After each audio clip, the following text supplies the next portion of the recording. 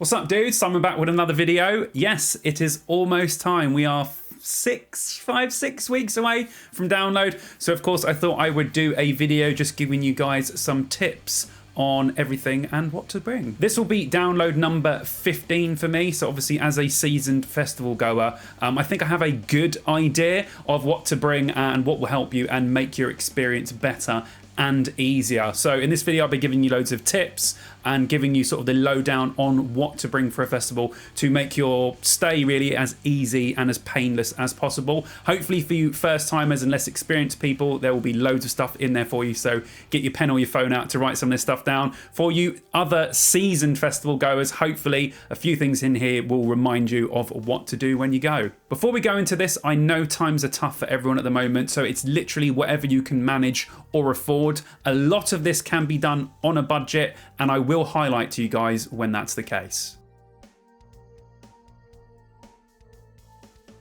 The first thing I will recommend you guys to take is a half decent tent. Now, I'm not talking about a top of the range tent. You know, you don't need to spend, these tents can go up to thousands and thousands of pounds. I'm talking about a medium to low range, decent tent that will save you in any element. Stay away from single skin tents. I've made that mistake in the past, and believe me, if it rains, you'll get condensation and you'll get wet. If you touch the sides, it will be horrible. And even in really, really great weather, you still get condensation on the inside of the tent. So I would stay away from single skin tents. I decided to upgrade this year from the tent that I previously used, and we'll talk about that in a second. I got the Rydell 500 tent, which is a little upgrade from the Sendero 4. Now the Sendero 4 is a highly recommended tent. I used that all the way from 2019 up to last year, and it lasted me all through downloads, through bloodstocks, through trees. It done really, really well. They're on sale at the moment on Go Outdoors, I believe, if you become a member for 100 quid, and they're probably about the 150 range everywhere else. So I know it's the tent that everyone has, but everyone has it for a reason, because it's a decent tent for really, really, really good prices at the moment. So I recommend, if you're looking for a tent, go out and get yourself a Sendero 4. You can't really go wrong with it. It will be good in the rain and in the sun, and it's good on a budget. A decent sleeping bag. Now this is one that's overlooked by a lot of people. I've certainly made this mistake before, where I've gone to the festival with a really, really cheap, thin sleeping bag, and I've been absolutely freezing at night. What you're looking for with sleeping bags is the TOG value, which stands for thermal overall grade. Now, the lower the TOG, the less warm it's going to be. The higher the TOG, the warmer it's going to be. So normally they do ones between 1 and 2 TOG, which are kind of for the warmer nights. Once you get to the 2s, you do start to get a little bit more thermal. I would recommend anything from 2 upwards. Have you subscribed yet? Why not? In the right hand corner of your screen right now, there will be a quick subscribe button. Just hover over that, hit subscribe. I would massively appreciate it. Thank you very much. Wellies. Now, I know we haven't needed these at download for a couple of years now, but in 2016, I made the mistake of not bringing any wellies with me. And yeah, the first 2 days were incredible. And then all of a sudden, it was literally the worst weather that download has ever had. So I would recommend always bringing your wellies with you. I know now you can track the weather much better and people keep an eye on it a lot more, but it's download. You never know. It literally can be absolutely blazing sunshine one moment and absolutely, you know, peeing it down the next. So I would recommend, if you're driving, bringing them, just leaving them in the car just in case. You don't really have to take them all the way to the campsite, unless obviously it's raining when you get there or you know it's going to. If you're traveling by coach or train, I would still recommend taking them with you, because you can always leave them in the tent, and if you do need them, they will be there. I cannot tell you how much in previous years I have underestimated bringing my wellies with me, and I thought I was being awesome, and then it peed down, and then I just had terribly horrible wet feet the whole time, and yeah, it doesn't feel very good. Just to add on the end of any weather stuff, don't trust me when it comes to weather predictions. This is what I said last year. I'm feeling a wet download this year. I'm sorry. But having 2 good weather downloads one year and then the second year is very, very, very rare. So yeah. What the hell are you talking about? It turned out to be literally the hottest download on record. So I'm going to say again that I think it's going to rain. I genuinely think that this time. But hopefully I'm completely wrong. A blow-up mattress. Now, some people will tell you that these aren't essential. Those people are lying, basically. I've slept on the floor at Download before. I've slept on one of those little really thin rollout mats. Yeah, they are all horrible. Don't do that. Don't sleep on the floor. Don't sleep on the little rollout mat. For the price that you get for one of those rollout mats, if you spend literally a 10 or more, in Tesco's, you could probably get a blow-up bed.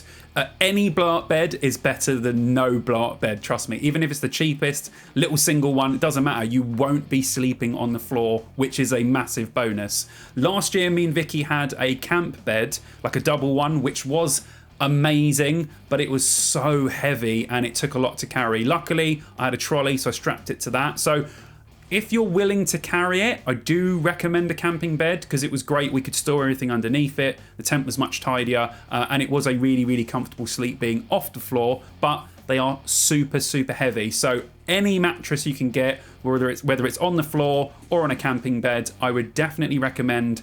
Yes, it's essential. Don't listen to the people who say it's not. Okay, here's a tip, which is my biggest tip to anyone that goes to a festival. Doesn't have to be Download, but I still see people doing this every single year.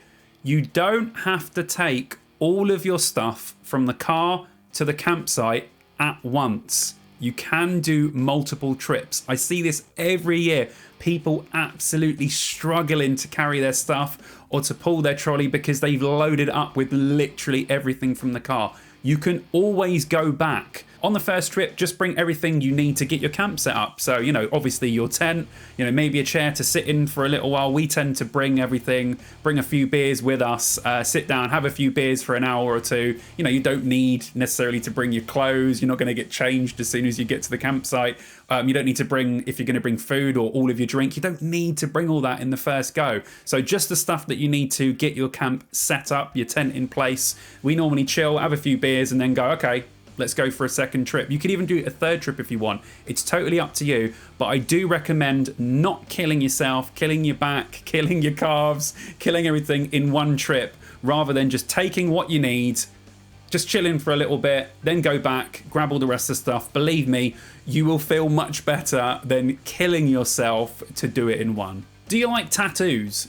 You probably do. I want to go shout out right now to one of my absolute boys, Ding Delicado, otherwise known as DD Tats on Instagram. He has got some absolutely fantastic flash going at the moment. Also, he is a great guy, a fantastic artist. He works in Hertfordshire out of the Crooked Rook studio. I would highly recommend booking in some work with him. I'm going to get some stuff done, which I really can't wait for. So please, if you're anywhere near Hertfordshire or you just want to travel anywhere to get a tattoo, I really do recommend Dean. He is fantastic. I will put the link in the description to his Instagram. Baby wipes or face wipes. This is one of my most recommended things. You can literally use these things for anything. You know, washing your body, cleaning your tent, clearing up spilled alcohol. I use them to clean my shoes a lot because they tend to get quite muddy. You can literally use them for anything, which is fantastic. Obviously, if you're not planning on taking a shower across the weekend, these things will save you because you'll literally be able to clean your entire body and probably smell pretty good because they actually do smell nice, some of the scented ones. So yes, baby wipes for me, definitely an essential. I don't need to tell you that you need to charge your mobile phone or other devices while you're at the festival, so portable chargers are a must. A lot of people buy the absolutely massive fat ones that give you like 10 phone charges, which is great. I have a lot of the smaller units because over the years I've just bought them. I never bought like one giant one. So any portable charger will do. Although I do recommend on changing them after a certain amount of time. They have about a 4 to 5 year lifespan, and I noticed that some of my older ones aren't charging my phone as much as they did before. So make sure you check them before you leave because the batteries in them do degrade over time. So if you've got a really, really old one, I recommend probably changing that and getting another one. Otherwise, you might lose some charge somewhere. Also, make sure you charge them before you go.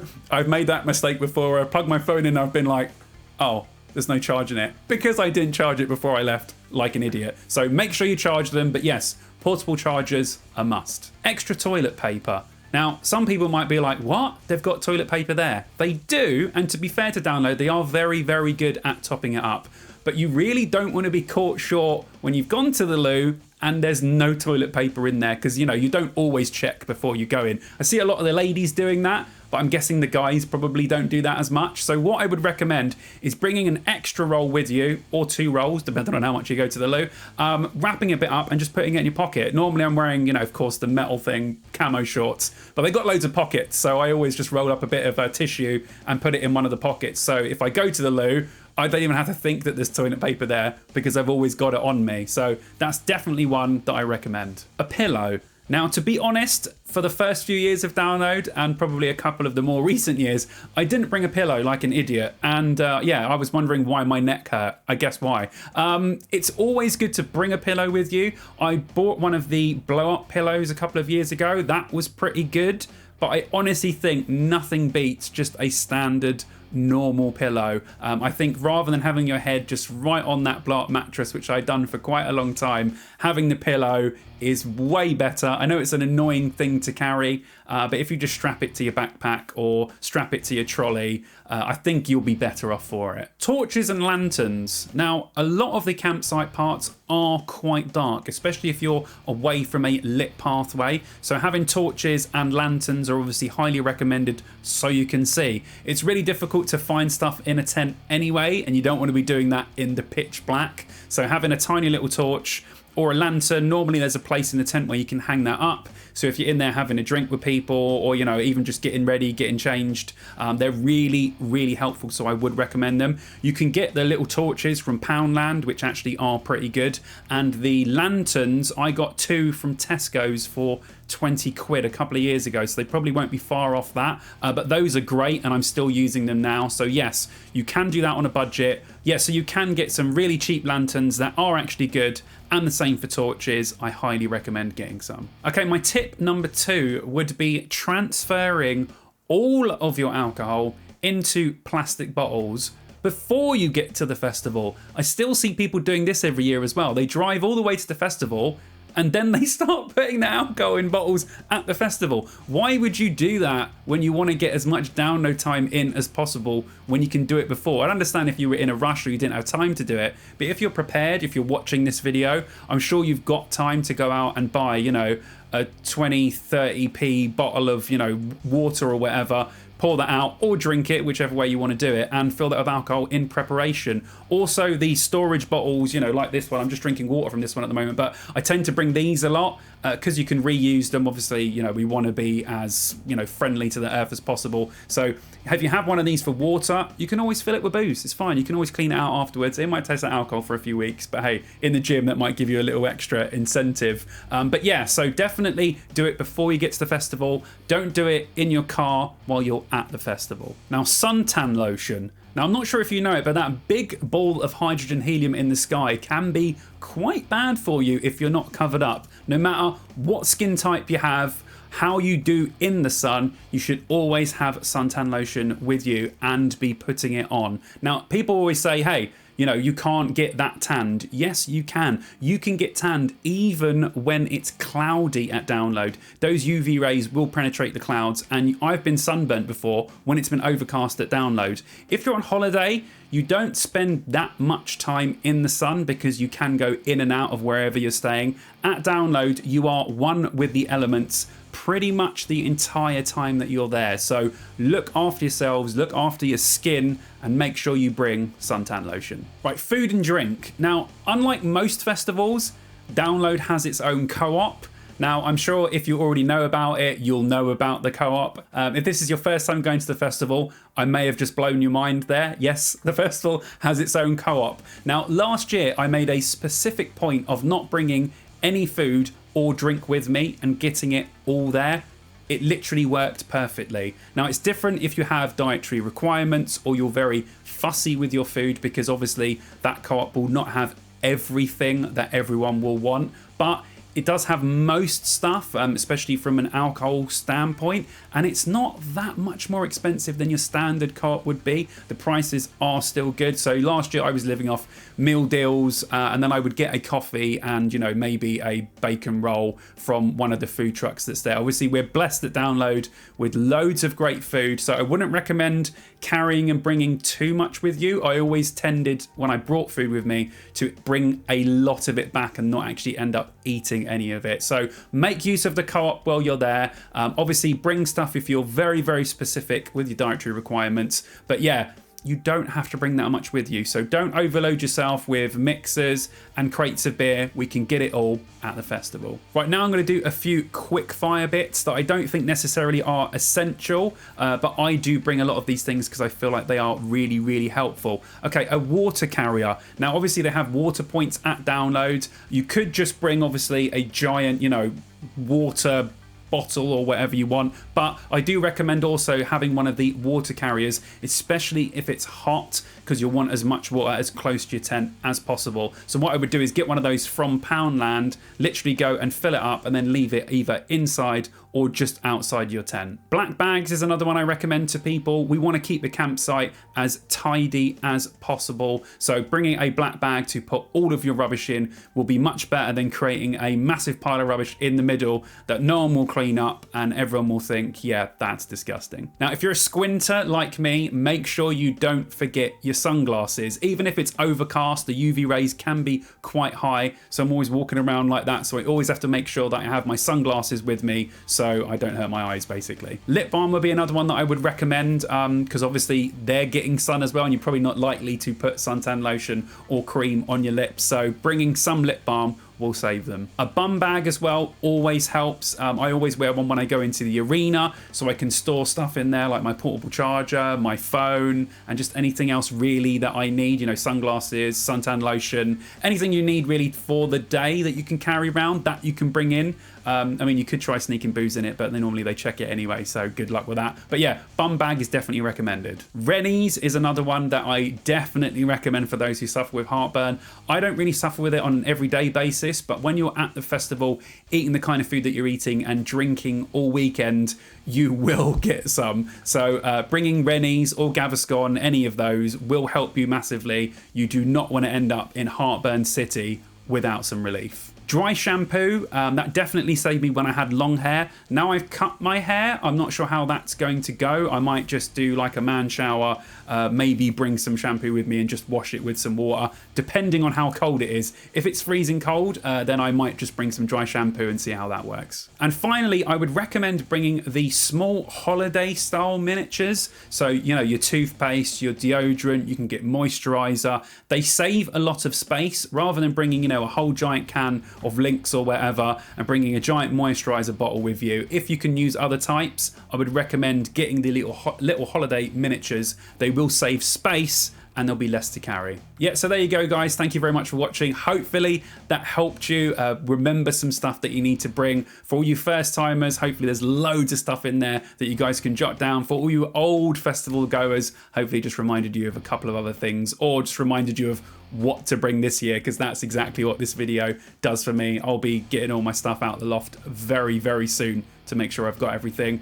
As always, thank you very much for watching. Please subscribe to the channel if you haven't already, and I shall see you dudes in the next video. You should go and subscribe to my channel, just because. Come on, subscribe.